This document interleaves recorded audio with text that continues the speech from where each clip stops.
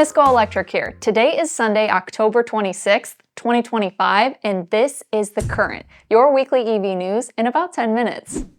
Each week, thousands of new viewers watch The Current, so I'd like to add a little bit of background to make sense of our first story. This channel is one of 3 in the Miss GoElectric network. It focuses on mainstream e-mobility with a heavy emphasis on passenger vehicles. We have an industry channel which focuses on business leadership interviews, business explainers, and facilities tours.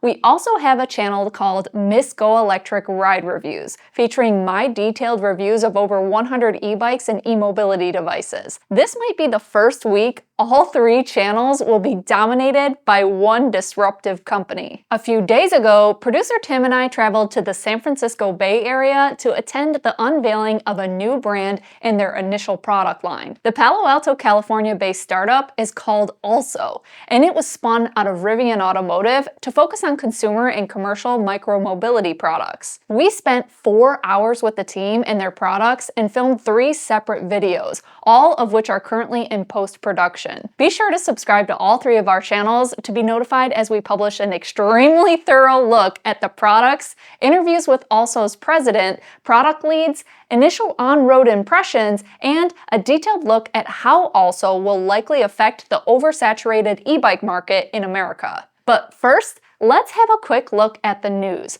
Also kicked off their event by unveiling their TMB, which stands for Transcendent Mobility Bicycle. It's a Class 3 e-bike, which means it offers a throttle and a top speed of 28 miles per hour while pedaling. Much like the 6C PURS available now in Europe, Also's initial product line will be based upon a pedal-by-wire technology.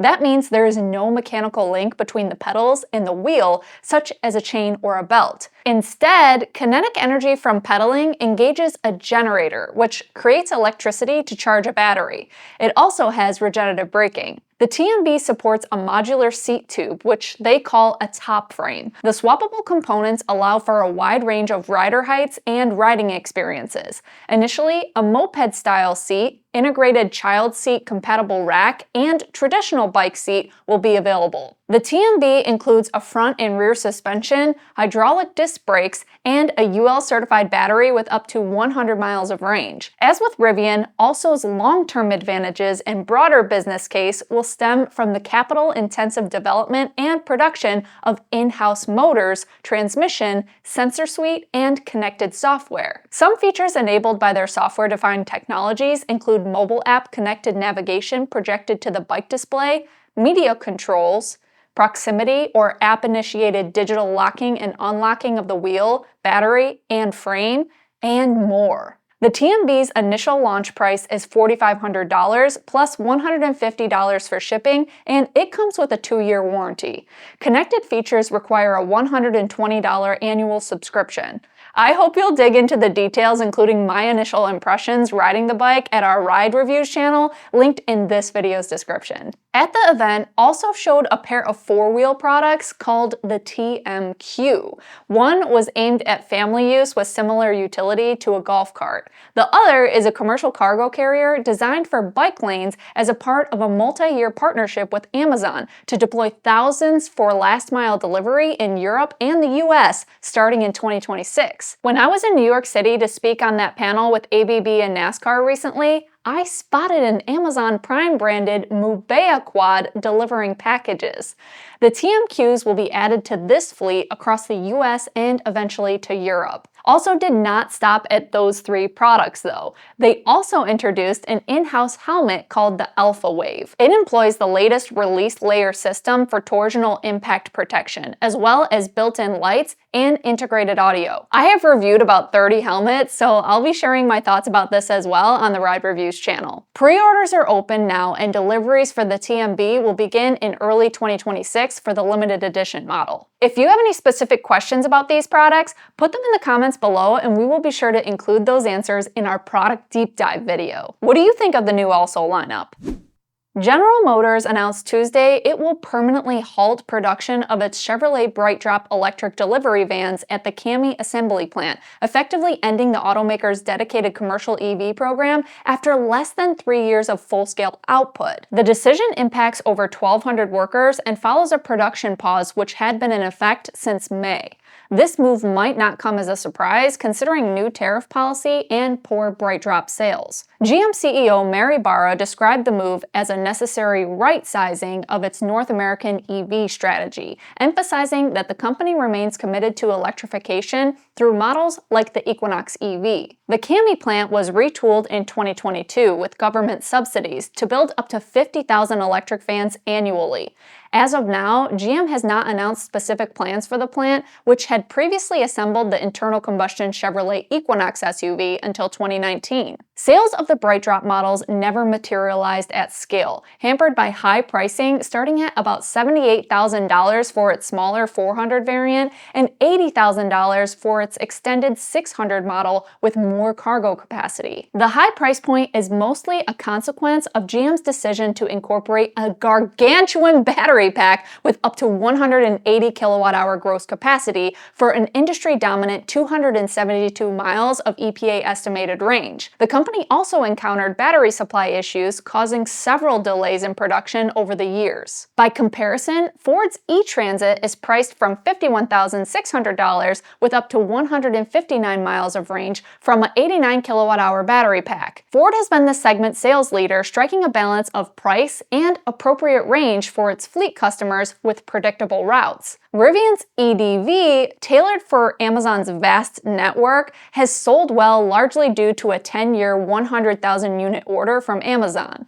Their van starts at about $80,000 with about 150 miles of range from its 135 kilowatt-hour usable battery pack capacity. Mary Barra said in an interview this week with The Verge, "From an EV perspective, we still believe in EVs and I consider them to be our North Star. But clearly, when you have a dramatic shift like we're seeing in the regulatory environment in the United States and potentially other places, as well as a very substantial change in the consumer tax credit, that's going to change buyer behavior." I'll link the podcast interview below if you would like to watch or read the full transcript. If you've been watching my channel, you might have a sense of my feelings about General Motors' latest generation EV strategy. The Inflation Reduction Act's $45 per kilowatt-hour taxpayer battery subsidy has distorted the market and created an incentive for GM to build large capacity packs with poor efficiency and less favorable operational costs. The key to building EVs profitably and providing competitive value for buyers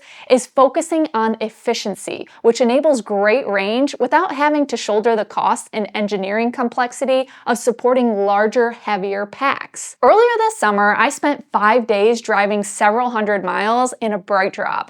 I thought the platform was incredible and leading in so many ways against its competitors, but in the commercial market, cost is everything. You can watch the detailed account of my time with the Brightdrop in our Grounded RV G3 video linked in this video's description. It seems to me that GM and many other automakers are undergoing the transition from Gen 2 compliance EVs to a new generation of truly competitive EV platforms. 2027 looks like the right time frame for a real EV showdown here in the US and globally. General Motors is gearing up with the help of former battery executive at Tesla, Kurt Kelty, who they hired back in February of 2024. On this program, we've frequently reported on directional changes under his leadership, and will continue to do so. A publicly traded automaker like GM is obligated to maximize shareholder value. Part of that is navigating new policy changes in the near term. GM is the second best-selling EV manufacturer in the US, but they are not doing so profitably. As we reported, their output at their EV factories has been either paused completely or throttled well below capacity. Will they make the right moves towards profitability and eventually become competitive as a global EV automaker? GM is not the only one pausing production on their EVs. Ford has announced the indefinite suspension of production for its F-150 Lightning pickup truck at the Rouge Electric Vehicle Center in Michigan. They are shifting focus to more lucrative gasoline and hybrid variants of the F-Series lineup. The company says the decision was prompted by a devastating fire that happened on September 16th at an aluminum facility owned by a supplier called Novelis in New York. Operations there have halted, which means the Lightning's aluminum body panels cannot be produced. Ford says less aluminum is needed for the gas-powered variants. Ford estimates the incident could cost the company up to $1 billion through 2026, exacerbating losses in its Model E electric vehicle division, which reported a $1.4 billion quarterly deficit in Q3 of 2025. Combined with anticipated $1 billion in tariff-related headwinds, Ford has lowered its full-year profit forecast to $6 billion from $6.5 billion. Currently, no layoffs at the Rouge plant are planned. Despite the pause, the Lightning remains America's top-selling electric pickup, with Ford delivering a record 10,005 units in Q3, up 40% year-over-year, for a 9-month total of 23,034 units. However, the F-150 Lightning accounts for only 4% of overall F-Series pickup truck sales. Novelis anticipates restarting its hot mill by December of 2025, but Ford has not committed to Lightning production resumption. Ford plans to launch their next-generation full-size electric pickup truck, codenamed Project T3, in 2028. The U.S. Department of Energy announced plans this week to cancel $700 million in grant funding for clean energy projects, including EV battery materials suppliers, as part of a broader review of funding awarded under the previous administration's Inflation Reduction Act. One of the most impacted from the cancellation is Ascend Elements, which operates a battery recycling facility in Kentucky and is set to produce cathode precursors from recycled EV batteries. The company lost $110 million of its $316 million grant award, with $206 million already dispersed. The company has said that they plan to continue operations with private funding. We know the private investment money is out there since Redwood Materials announced completion of a $350 million funding round this week at a $6 billion valuation. Another casualty of the DOE grant cuts is American Battery Technology, which was denied the remaining $52 million from a $57.7 million grant for a lithium extraction and battery-grade material production project in Nevada. They plan to appeal the decision. A $117 million award to Innovian intended to support production of synthetic graphite through construction of a large plant in Alabama was also canceled. Thus far, only $13.8 million has been dispersed for that project. On top of all of this, Reuters has reported that more cuts could be on the horizon, with up to $1.1 billion in funding that was intended for General Motors to convert its Lansing Grand River assembly plant in Michigan for EV production, totaling near $500 million.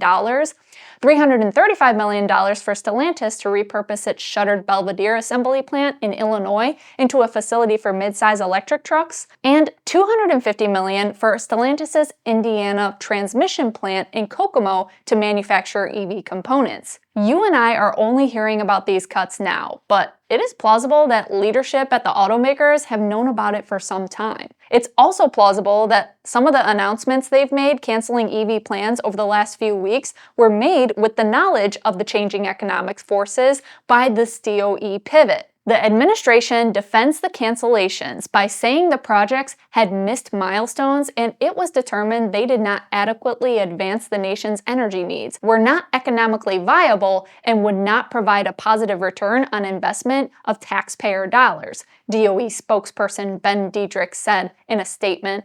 Energy Secretary Chris Wright also defended the moves, stating that the funding was rushed through in the final months of the Biden administration with inadequate documentation by any reasonable business standard. He indicated that there will be more funding cancellations this fall. Recipients have 30 days to appeal the decision, but the DOE emphasized its commitment to prioritizing affordable, reliable, and secure energy under the president's directives. It is expected that lawsuits will be filed to reinstate the funding, but we will keep you updated on this story as it evolves.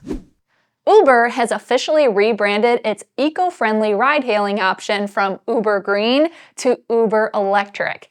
The move reflects record EV growth on the platform, where more than 200,000 EVs now operate worldwide, delivering millions of zero-emission trips daily. Uber revealed that their drivers in the US, Canada, and Europe are adopting EVs up to 5 times faster than the average motorist, with zero-emissions vehicles accounting for 15.3% of all on-trip miles in Europe and 9.1% in North America as of Q1 of 2025. Notably, 1 in 4 riders report their first EV experience was via Uber. As part of the announcement, Uber launched the GoElectric grant program, offering eligible U.S. drivers up to $4,000 towards new or used EV purchases in states including California, New York, Colorado, and Massachusetts, just as the $4,000 federal tax incentive for used EVs expired at the end of September. An additional $1,000 discount is available nationwide through Uber's TrueCar marketplace, stackable with state incentives for total savings exceeding $5,000. Drivers can also earn $100 to $250 in monthly bonuses by completing 200 EV trips every 30 days through November 3rd of 2025. Riders can get in on the action too, with a limited 20% discount up to $8 on their next Uber Electric trip using promo code GoElectric20, valid for 7 days. I very much approve of that code's naming scheme. The rebrand builds on Uber's earlier 2025 shift to all-electric green rides in the US, advancing its pledge for zero-emission platforms in key markets by 2030 and globally by 2040. Well, these have been our top EV news stories for this week. If you found value in our coverage, we ask that you subscribe and share this video online. Thank you for watching, and until next time, drive, fly, ride. Go electric.